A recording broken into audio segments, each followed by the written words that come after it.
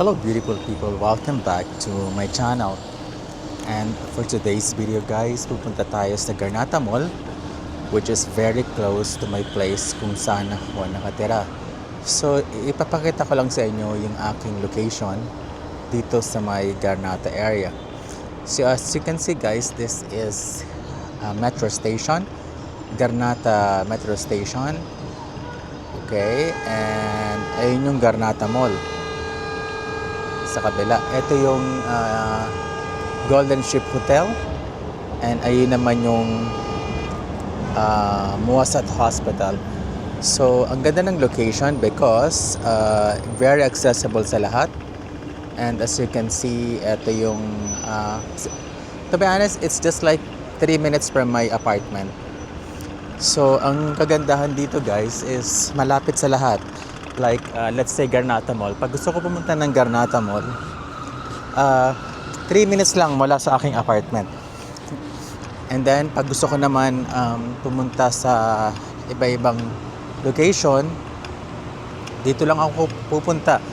Yan, sa metro station na yan. So kahit saang parte ng Riyadh, makakapunta ka, right?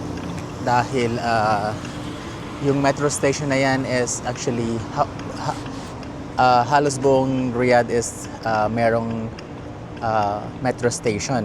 So ayun yung Garnata Mall, which is napakalapit lang din sa aking apartment. So maganda yung location ko kung saan ako nakatira, pero may kamahalan siya guys. So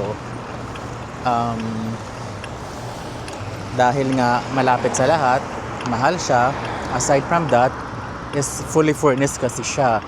Fully furnished siya. So, mahal talaga siya, guys. So, nasa kabilang area ako from my apartment. Ito rin yung Golden Ship. The Golden Ship Hotel. Katabi niya yun yung Muasat. So, ayun guys. Bakit gusto ko dito kahit mahal siya? Kasi unang-una, malapit siya sa hospital.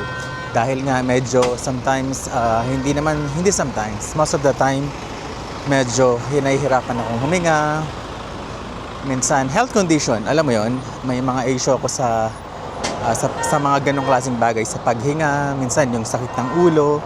So, malapit lang ako sa hospital. Anytime na huwag naman sana may mangyari sa akin or masama pakiramdam ko, malapit lang siya. And pag mall, mag-shopping ka, mamamasyal ka, magpapalamig ka, malapit lang din naman talaga siya. So very convenient. And then aside from that, yung metro station is napakalapit. So gustuhin ko maglumipat at humanap ng mas murang tirahan. Iniisip ko yung lilipatan ko kaya is accessible katulad ng tinitirahan ko ngayon. Yun eh. Mura nga, pero pagdating naman sa mga transportation, ganun din naman yung laba. So better dito na lang ako sa Garnata area. And then dito rin kasi malapit yung gym ko guys. So yun nga, malapit sa lahat. Marami rin kaming tindahan dito sa Garnata area. So malapit siya sa lahat ng stores namin. Aside from that, as I mentioned, yun nga, yung sa metro, napakadali bumisita ng mga store using metro. And ang metro is very cheap. Magkano lang yung ticket niya for real. So, di ba? And you can see guys, ito yung Hilton Riyadh. Hilton Hotel dito sa Riyadh. It's very nice, right? So, as you can see. Okay. Oh. Yan.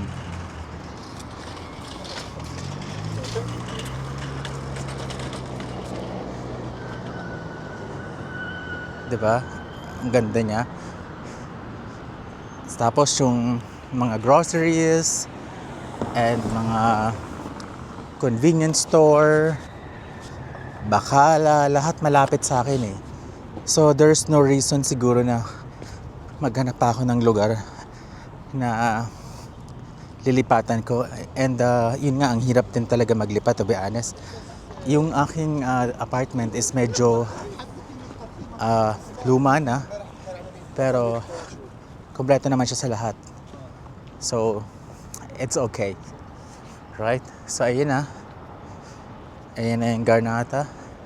So hindi naman tayo magsha-shopping, mag-iikot-ikot lang.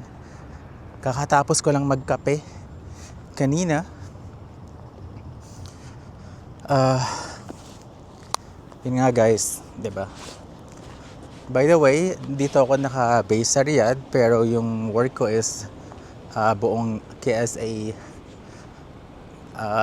market. So normally nagka-travel ako parate. So actually naisip ko nga din tinan mo ha. Yung tinitirahan ko is tinutulugan ko lang. Lagi ako nasa labas, lagi ako nag-travel. So I think hindi siya practical dahil sa mahal nga siya. And then lagi naman akong wala. Parang yun din yung iniisip ko.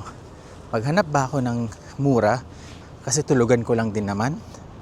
Or mag-stay ako dito sa apartment kung saan very comfortable yung aking pamumuhay. Kasi nga, ayoko ng kamay kasama. Ayoko ng, alam mo yun, introvert kasi ako. So, medyo gusto ko lagi ako mag-isa. And medyo may kaartehan ako sa lahat ng bagay So ayoko ng mga issue. Pero let's see. I'm not closing my door naman sa mga ganong klaseng apartment. Yung sharing, hindi siya sharing ng room ha. Yung isang flat siya tapos may kanya-kanya kayong kwarto. Parang ganun yung sistema. Pero hindi kasi ako sanay sa ganon. Anyway, let's see. Might in the future kasi kino-consider ka rin yun naman yun Tulog lang ako nun. Tulugan lang I mean. Hindi ako tulugan lang I mean, pero medyo expensive nga guys. Right? So let's see. And in the future kung ano magiging plano natin. So ito na tayo sa loob ng Granada Mall. Right, it's already 11 I believe. 10:46.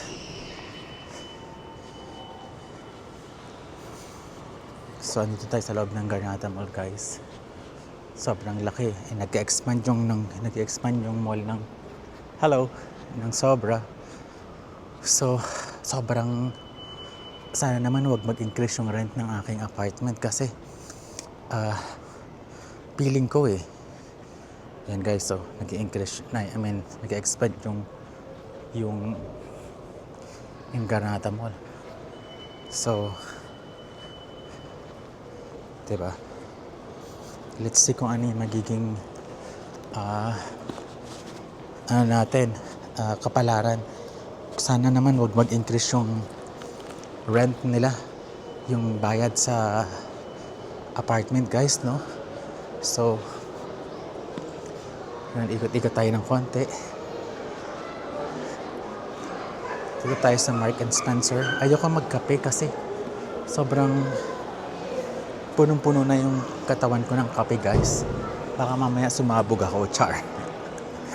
Sumabog sa kape. So yun, eto na tayo sa Marks and Spencer. Magkasalamin lang tayo kasi hindi ko alam kung anong itsura ko. Tignan natin yung looks natin. Okay pa ba tayo dyan? Okay naman siguro. Medyo magulo lang yung buhok. And then yes, Marks and Spencer. Sige na guys, mamaya na lang kasi baka may madaanan tayong tao na ayaw makita sa camera. Baka magkaroon ba tayo ng issue. See you again later. Bye.